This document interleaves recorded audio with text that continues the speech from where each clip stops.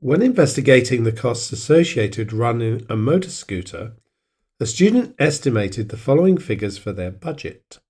And we can see the different expenses down here and the amount it's going to cost in these two columns. Some of them are monthly and some of them are half yearly.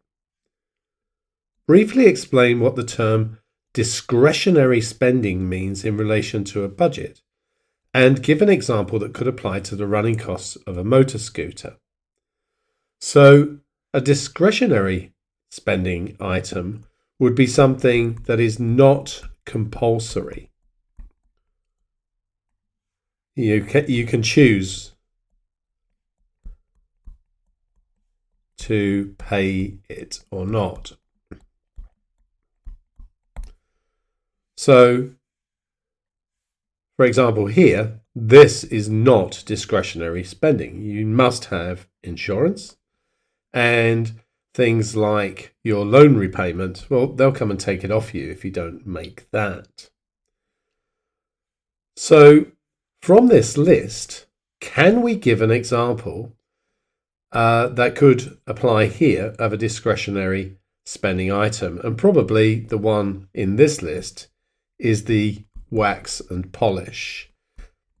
Sure, it's nice to have it looking nice, but it will still run if it's muddy, and nobody will come and take it away from you for not making the payment.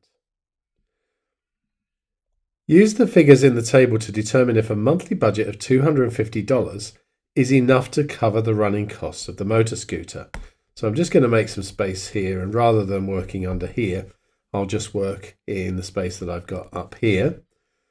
So what we really want is all of these to be monthly. So half yearly is 6 months. So if I do 240 divided by 6, that's 40. 84 divided by 6 is 12. And 120 divided by 6 is 20. So what we need to do is add those up. 55, 40, 30, 96, 12, and 20. So 40, 30, and 20, that adds up to 90. 90 and 96 would give me 186. Add 12 to that is 198. And then add 55 to that is $253. In the written answers, it says 255, but we end up with the same conclusion. The conclusion here would be that 250 is not enough. Not by very much, but not enough. And remember, you need to state that conclusion in order to get all 3 marks.